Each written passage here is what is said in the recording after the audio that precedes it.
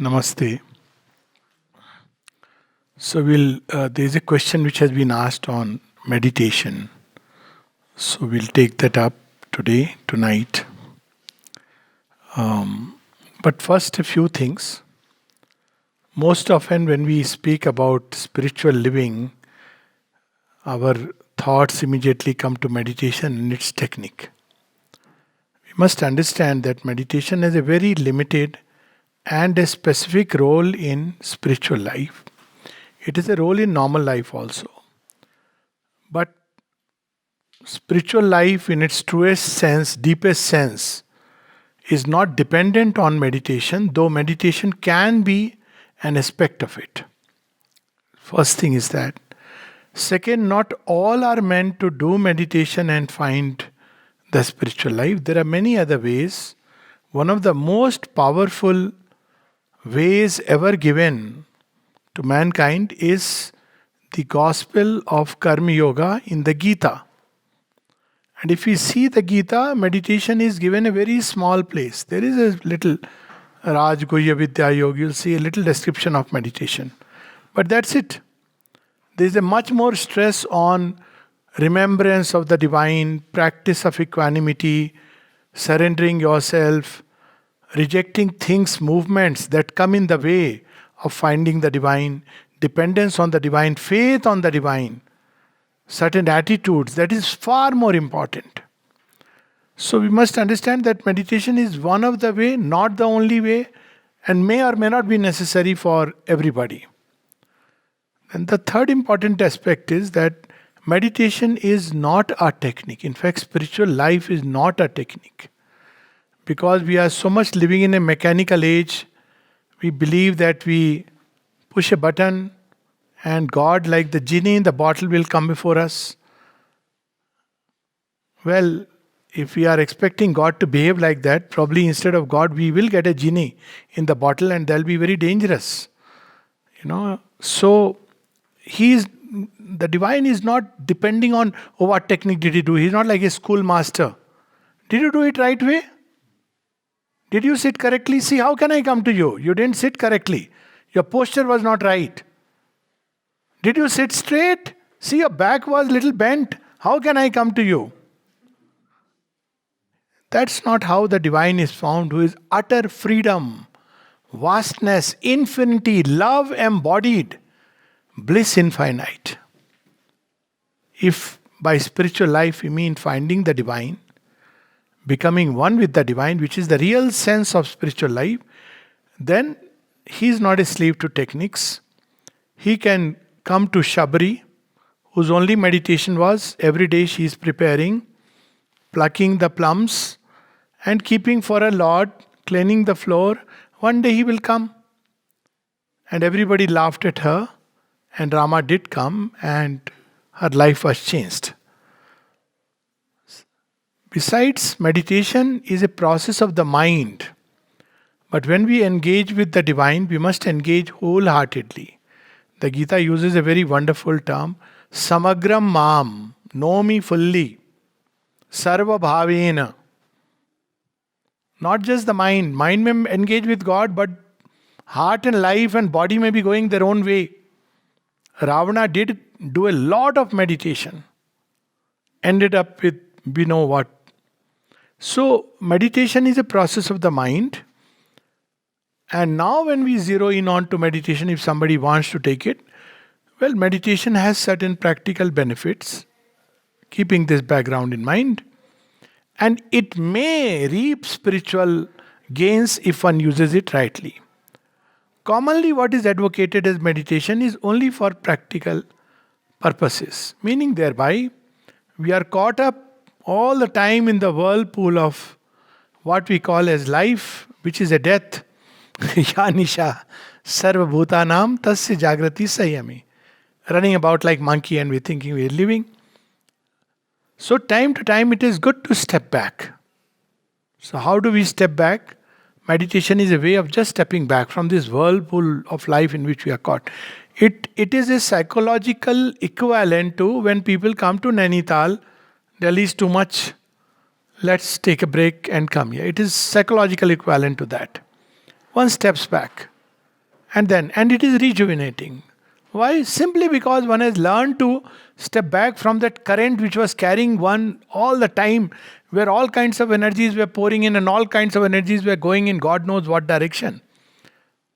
So it helps practically to make one feel little more fresh, little more rejuvenated. One of the meditation techniques which is largely nowadays used in the West for this purpose of stepping back, West, so it become very famous. Ask anybody meditation, they'll talk about mindfulness. Why? Because it has the stamp of America. Ask them where did mindfulness meditation start. They will name three names. American context. So, what is mindfulness meditation? Leaving aside the term, which means whatever it means, it's just to sit quietly and observe your breath. It's the most elementary form of meditation, and it is there in Shiv Sutra. It describes it's very powerful for calming the mind. Why does it calm the mind? Suddenly again, you have put a reset button on your mental computer. Why? Because you're not letting it, you're keeping on drawing your attention to the breath. Don't do anything to the breath, just observe the breath. So, observing the breath helps a lot. One, because you have taken your mind away from this. And second, breath does have a relation to the mind. Sounds very strange. A little experiment we can do. Sleep on the left side and see what thoughts come. Switch to the right side and see what thoughts come. Very interesting. Why? Because the right nostril currents are related to the left side of the brain. So when I want to shut down my analytical brain because it is acting too much, I means somebody wants to do it, then sleep on the right karvat. What happens? Left nostril current, the right brain is activated, and you have a different kind of thought. So these are simple connections between breathing and the brain. It is connected. There is a whole network, actual wiring of the nervous system. Then there is another kind of process which is called as imagery. Now all these are only practical forms of meditation which are good for anybody. That gives a kind of health rejuvenation. How much to do it depends. 10 minutes, 15 minutes. Not to do long stretches of meditation is never a very good sign. Very often people just sleep off. But 15-20 minutes once or twice a day is good to just relax and rejuvenate. And then there is another kind of meditation. Now this is a generic word. It's not what meditation really means, but that's how it is. It is called as imagery. Guided imagery. Now this is much in vogue. And lot of people have taken out their own brands. Like my brand of pranayam, and then you have a royalty.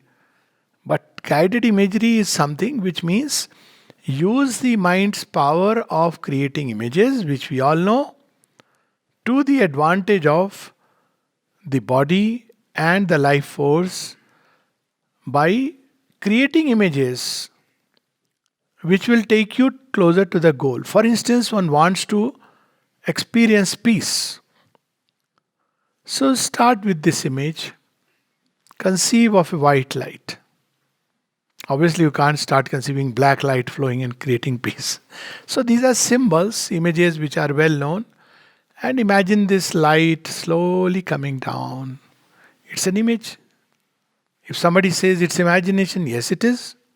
So does it mean imagination is not a tool? Try watching the television and see what effect it has. None of this is real, including the horror movie. It has an effect.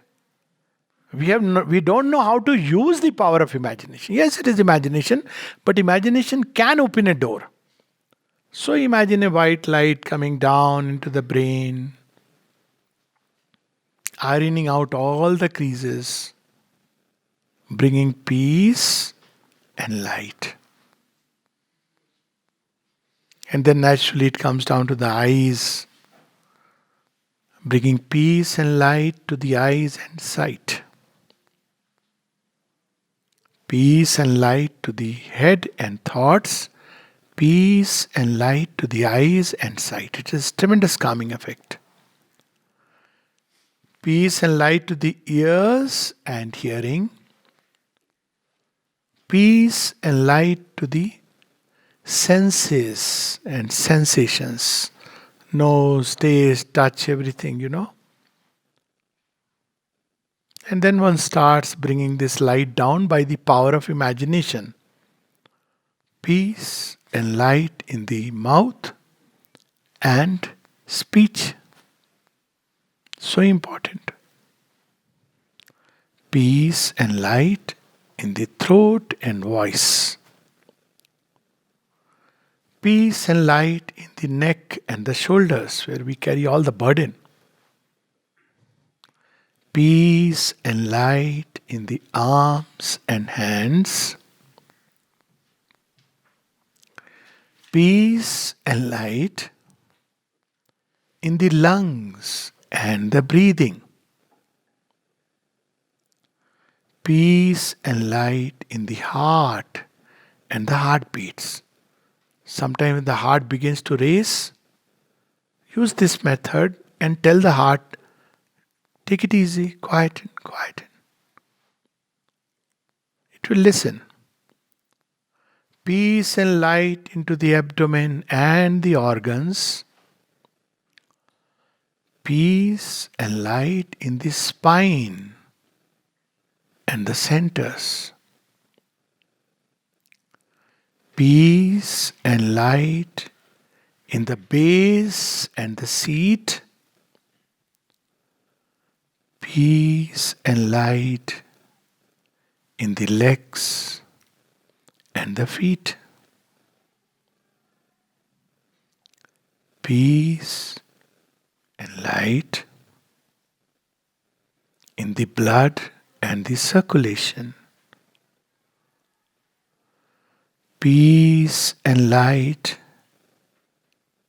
in tissue, nerve, and cell.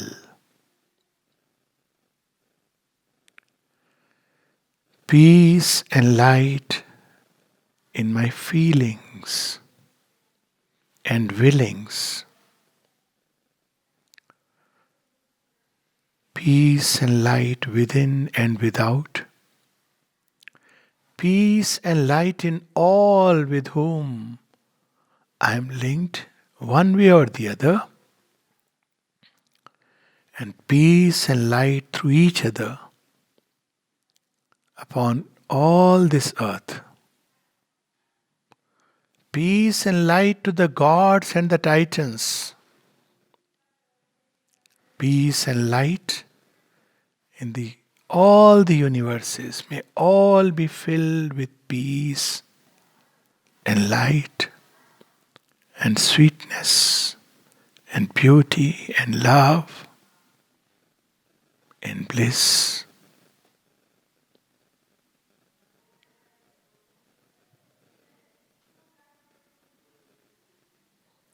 So the effect that you see now is partly also because it's time you are sleepy. So I don't want to give credit to the meditation part. Well, that was to bring out everyone. Yeah, it is meditation. But if you pay $100 and take a course in it, it will have more effect. But see, it is as simple as that. It's a power of imagination that you use. It can also open a door. This meditation can be used both ways, for practical purposes and for spiritual purposes. How to use it for spiritual purposes? You want to find the psychic being.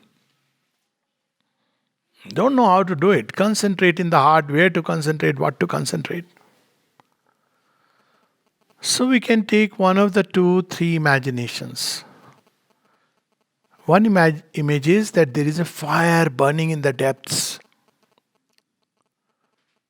And you want to go near it. And as you go near it, it's drawing you further and further and further. And you go deeper and deeper and deeper. This was one of my first images that I used for 6 months continuously. This was like going on inside. And we can do it all the time. is a fire burning in the heart. Very soothing fire. It is the image of our miniature divinity. In this fire resides all the sweetness and the joy of life. This fire gives such a warmth that it heals all lonelinesses. We don't need somebody. This fire is all made up of the essence of love. Again, this is an image, very powerful image. Another image is sitting before a door and you want to open it.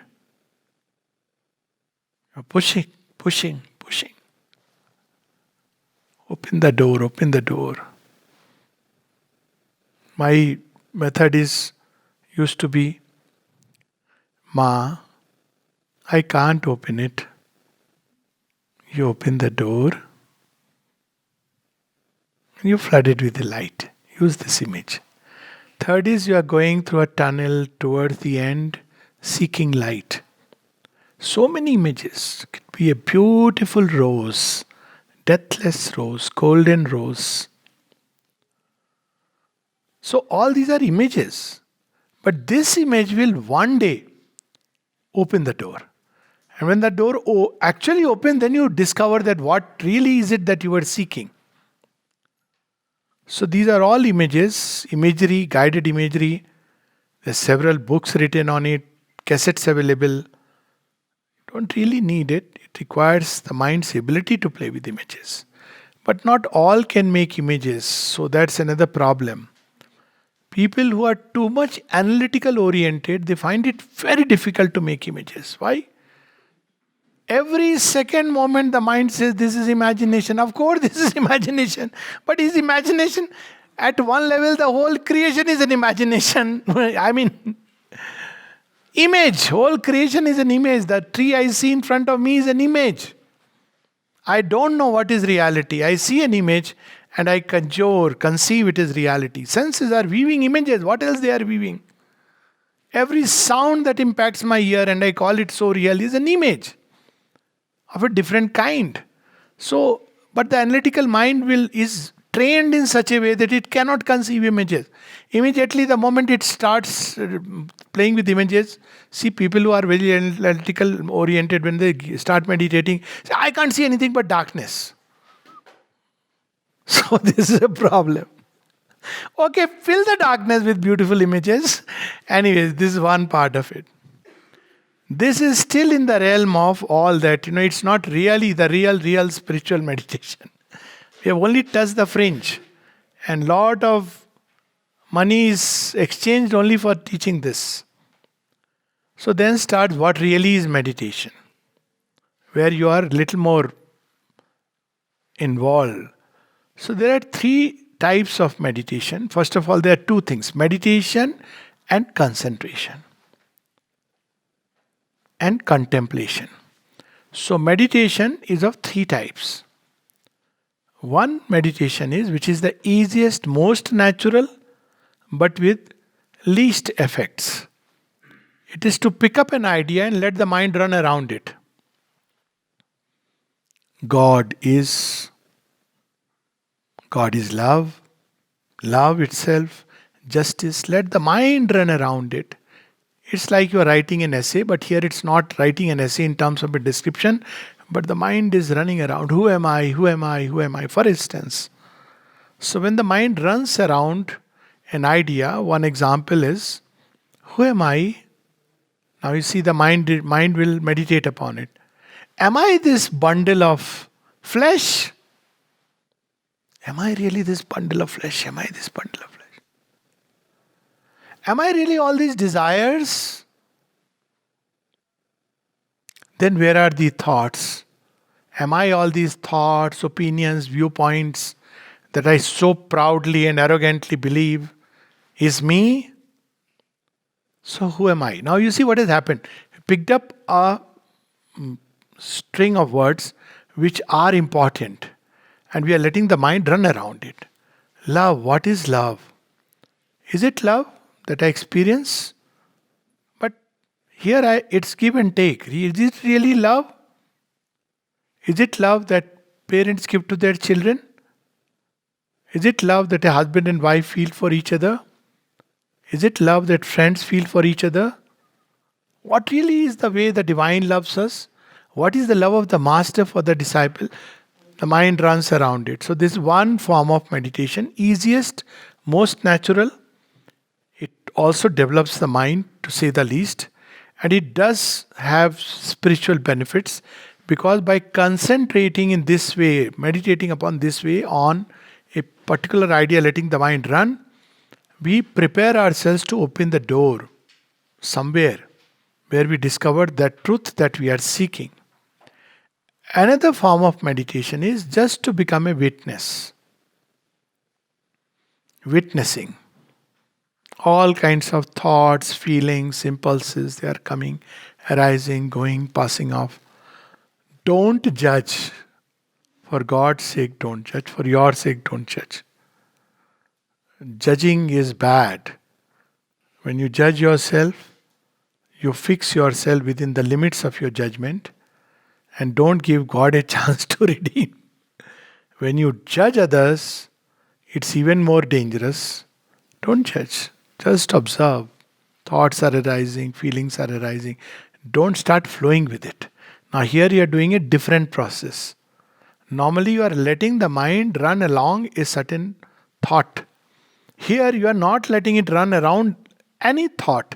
So, when we begin to learn to witness Sakshi Bhav, it's a very powerful meditation to break the stream of thoughts, feelings, impulses that catch us, hold us. And if people practice it, then after some time you can see anger is coming. Witness. Don't say, oh, I am so horrible. No, nothing. It will come and pass away. Not to somebody else, because if it goes through you, then it will go like a football or cricket. You will pass it to somebody else. It will just pass to its universal. It has come from some universal plane, it will pass away. It hasn't found a receptive channel. It will go to some other receptive channel. There are plenty. So we don't have to worry. So be a witness, Sakshi. The third is when we try to create a state of inner silence by actively pushing away. Thoughts are coming, but you have taken it that no, I just want the thoughts the way I have tried it, I can tell you. Otherwise, you have to push it away the moment they are entering. But when you know only what the divine wants me to think. So all kinds of thoughts begin to come and you see. No, this is not coming. It's not like you debate or discuss, you see it. And you push it away gently. It's not a fight. It's a judoka. Do it as an art. When we do it as an art, then it's like wonderful. You deflect. A feeling is arising which you don't want and you just deflect it. So this is a third kind of meditation. This is the most powerful but the most difficult. This is the one which Sri Aurobindo himself used to completely still the mind in 3 days' time. But then there is something else called contemplation. Here you pick up a thought and hold it in the consciousness as a mother holds a baby in the womb, waiting for the thought to deliver the truth that it contains. So pick up an idea, contemplate upon it. All is the divine. Ishavasyamidam sarvam. All is in the divine. The divine is in all. The divine is all. Now, this is one idea. Sri Aurobindo said this is the most powerful idea. But one could pick up and then contemplate. We don't know its meaning. What does it mean divine is in all? We don't know. We can form a concept, but it's not about concept. It's something about real. Get real. So when we start holding this idea and contemplate, here we are not letting the mind run like meditation. What does it mean all is in the divine? How can all be in the divine? Oh, okay, he is like this big and everything is inside. Not like that. Just the power of the idea. All is in the divine is in all. All is the divine. And as we contemplate, hold this idea within us, depending on our preparedness, one day the idea yields the reality which is it contains. So this is contemplation. Then we have concentration. It is a still more, it's a narrow but specialized process. Here what we do, we gather strings of consciousness, meaning thereby people say, I can't concentrate. Why? Because there is no energy left to concentrate. Concentrate by meaning, in Hindi there is a nice term, ekagrata. Ekagra. You gather everything together. Now, if somebody is very tired, one is exhausted, one's energy, how you will concentrate? Because there is nothing left to concentrate. Or if we have tied the strings of consciousness to all kinds of things, people, situations, again we can't concentrate. We have to first take it off. There is a little story about three men who tried to row a boat whole night. But when they woke up, they ultimately got exhausted. They fell asleep. When they woke up, they found they are in the same place. So the boatman came, said, "What are you people doing?" "Arey, don't know. Wow, whole night we were trying, but nothing happened." He said, "Arey, but you have not untied the boat. You have to untie it. How can it go anywhere?" So that's why we see in the Gita process like Nishkam Karma. What happens? We untie it from all the. Where are we tied? This result, that expectation, this human being, this smile, this rejection, this acceptance, all kinds of things. So we have to untie it. Then only concentration blossoms. Otherwise, we may sit and I have concentrated, but cannot. There is nothing to concentrate. So first we must gather the strings of consciousness. Meaning thereby we have to see how we are throwing away energy uselessly. One common way is chatter, monkey habit, which we have not yet got over. So you see, when people meet, they must chatter and chatter and chatter and then gossip. After some time, both are exhausted.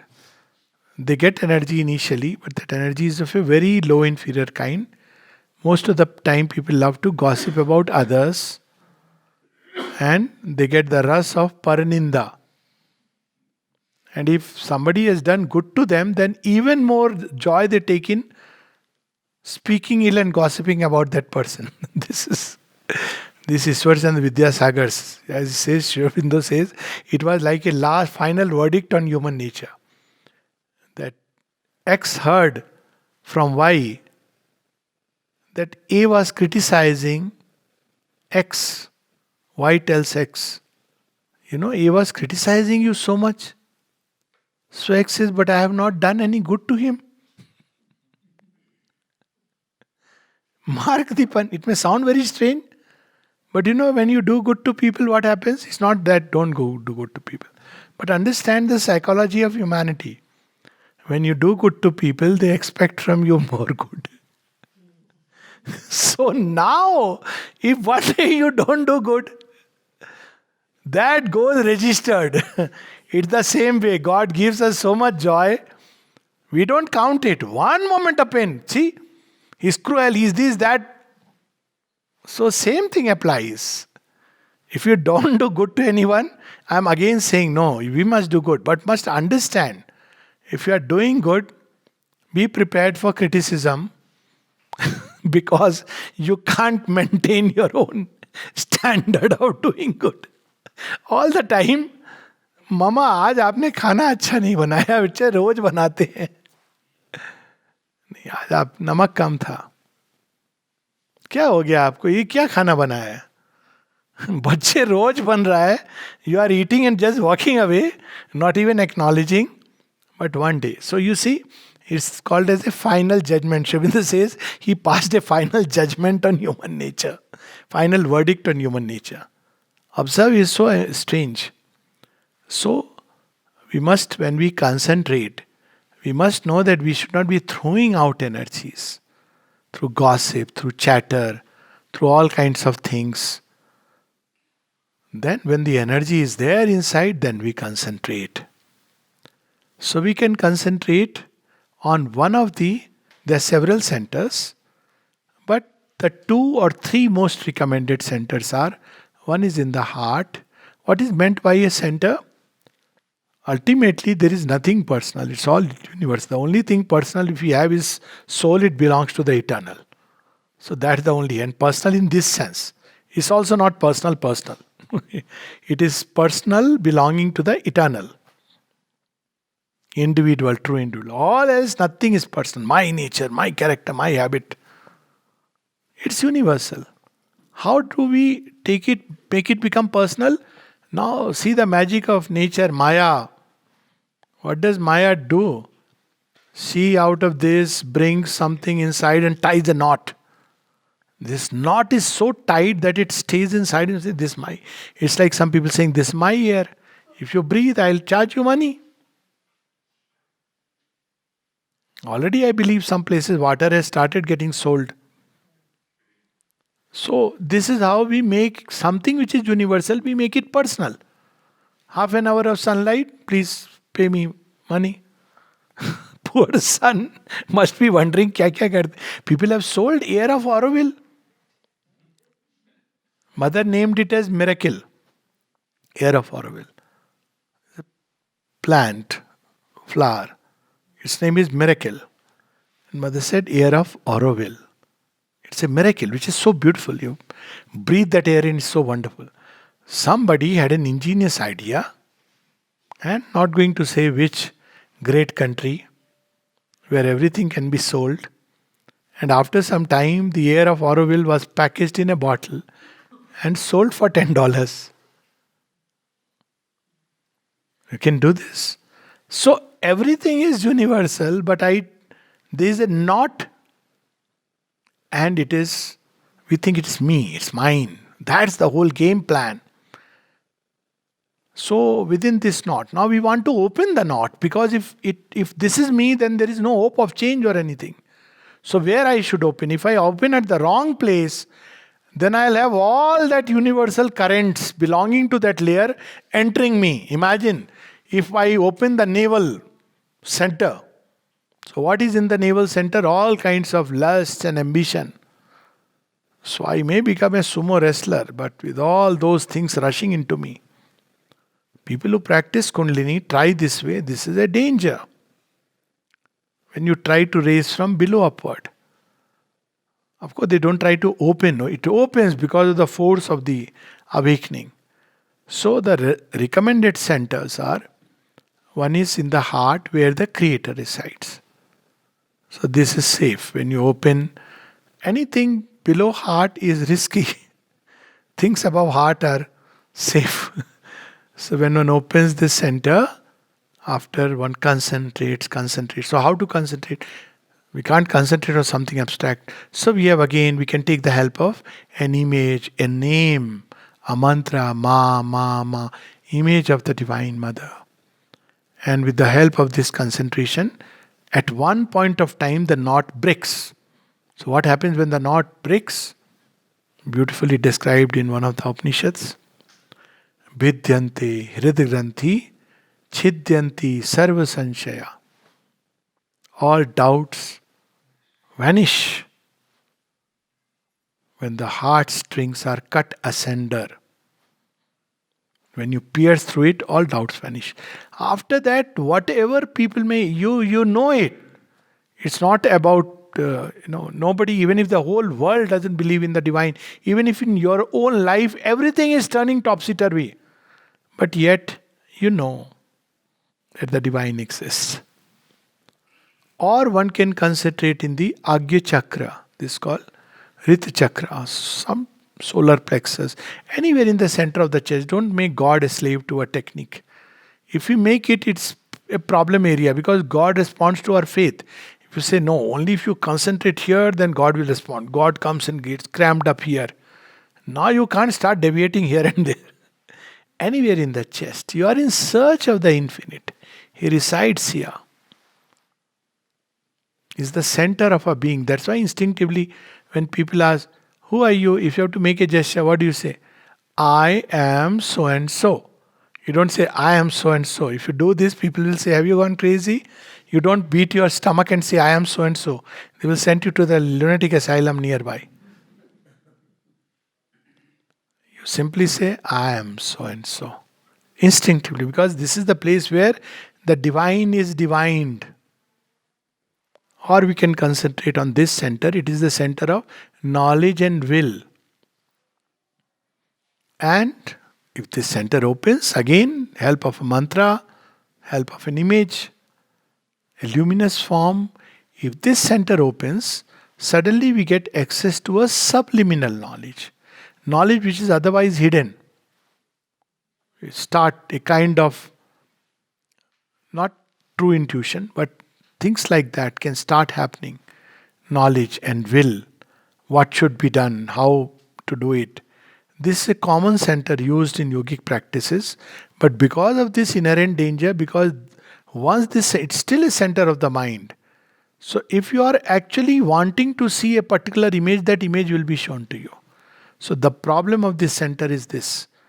That's why it's not good always to say, if this happens, opens, you will have first stage, you will see this, next stage, you will see this. Mind can start forming things. Another center is anywhere in the head, upwards, turned upward. And there upward can be above the head, outside the head. Very beautiful concentration. Think of the mother here, her feet pressing upon this hard lid, bringing peace and silence, and one day this lid thins and vanishes. What happens then?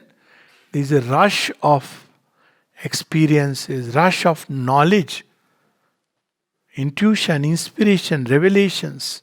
Initially they will be all mixed, because if the Aadhar is not Shuddh, they will come and get mixed up. And when they get mixed up, initially people can go astray. So that's why in every yogic process, purification is a first necessity. Without purification, if any of these centers opens and we enter into the universal consciousness and all these experiences, they can be very disorienting. Acha bhala admi tha, he was, somebody's husband, somebody's wife, and suddenly he say, I am an avatar. And you can't then tell anything to that man, because now, everybody will start doing full mala also. Then he will also start what is that? Passport, new country, his own country. He'll have a Neo Kailash somewhere. I'll make you Superman in 1 minute. And then a lot of people will buy this stuff, by the way, because everybody wants quick. McDonald's, divine in a McDonald's pizza. Oh, this is good. This will be done in a moment. And then the mind is made captive, because then the person is used by forces of a tremendous kind, much beyond his own scope. Not only the gods, but also the titans. So that's why purification. That's why in Sri Aurobindo's yoga you will not see much about yam and niyam. Sattvic nature is very good. It's good to create sattvic consciousness in the nature. Then there is at least a basic purification. It's called Sattva Sansuddhi. Purification has nothing to do with morning 3 o'clock I got up and I take bath with cold water. Then I sit in dhoti, put a tikka, and then I sit for meditation. That's not purification. Very often it is deification. See, I do all these things. Purification is to live in moderation. Don't become a slave to desire. Do things in the right way, at the right place, in the right time. So all this sattvic nature, sattva sansuddhi. Get into the habit of reading every day. Swadhyaya, forgiveness, shama, dhriti, steadfast. Whatever we have decided, stay with it, steadfast. Regularity, punctuality, all these things. Ishwar pranidhan. When the wise ones, when they are there, in front of them, humility. All these are aspects of Sattva Sansuddhi, beautifully described in the Gita. It's good to keep on doing that with nature, so that when this higher illumination enters this field, it finds a field which is ready. Of course, there is a higher purification, which is a later thing which happens. But in this yoga, that apart from Sattva Sansuddhi, The real purification is when the psychic being, this door opens and steps in the front. So Sri Aurobindo speaks about concentration in the heart center and above, either in the head or above. One can do on or both of them together. In fact, one can concentrate on every center, but at least one of them, or either of them, or both of them, whatever comes naturally. So these are the ways, and to that, Mother adds something like a master stroke. So we started this way that God is not a slave to technique. What is He looking for? He is looking for that sincere aspiration in the heart, and He responds to that. That is the problem. Problem in the sense, you may sit for hours, but if inside you are wanting to play the fool with God, He will behave as if you are fooling Him, which is the most dangerous thing to happen in the world. Concealing an ambition. I want God, I want union with God. Inside, I will also become a yogi. Swamiji, lot of people will see, start thinking I am very great human being. I'll become a yogi. Nothing is hidden from the divine. So one is doing concentrating hours. भगवान मिल जाए, भगवान मिल जाए. क्या होगा भगवान मिल के? मैं योगी बन जाऊंगा. अच्छा, ठीक है. ठहर. भगवान ऐसे बिहेव करेगा कि तू बन जाए योगी. दिखाता हूं अभी क्या होता है. People also put names before them. Yogi is so and so. Look at Sri Aurobindo. That is something which I just love about him. Many things. He's so lovable. But look at this. He doesn't even write yogi before his name. Forget about 1008 times yogi. Nothing. Sri Aurobindo, by the way, is his full name. Sri is not an epithet, honorific. His full name is Sri Aurobindo. It has a power in the occult worlds. So, people asked, Maharishi, this, that. He said, Shuddha Sri Aurobindo is fine. So, one doesn't have to declare any of these things. This is an inner process. It's not a identity, and now onwards I'll publish Yogi Raj so and so, Maharishi so and so. God will make such a fool. You'll say, I have become, and then the day you have a problem and people expect Maharishi to cure with a magic wand, and poor fellow doesn't know where to go because all this was a great world, and divine is amused. He's saying, now you'll be online. I have broken the hard shell of the ego. So be very humble before the divine. He knows our heart and He responds to what is in the heart. So Mother uses this word called dynamic meditation. So what is dynamic meditation? She speaks about aspiration, climbing from the heart. What is it that we are really seeking from the divine? Worldly riches, non-starter. To become a yogi, non-starter. Help humanity, non-starter. Divine for the sake of the divine. Just imagine. I want Mother. Who else is there to really want? Why? Because she can give this, that. No. She will give. She may give, may not give. It's up to her. But I want Mother. Just to be her child is all I want. To be her slave, to be her sandals below her feet, to be the dust below her feet. Let the world call me mad. जी चाहे तो शीशा बन जा, जी चाहे पैमाना. शीशा पैमाना क्या बनना? मैं बन जा, मैं खाना बन जा. मैं बनकर मैं खाना बनकर हस्ती से बेगाना बन जा. हस्ती से बेगाना बनने से अच्छा है दीवाना बन जा. रूह की आंख का सुरमा बन जा. खा के दरे जाना ना बन जा. सीख ज़हीन के दिल से जलना, काहे को हर शम्मा पे जलना, अपनी आग में खुद जल जाए तू ऐसा परवाना बन जा. Where the ego completely dissolves. So when we seek the divine for the sake of the divine, not because of what he will give, well, it is understood. When the divine is with you, do we have to worry? Yogakshem vahameham.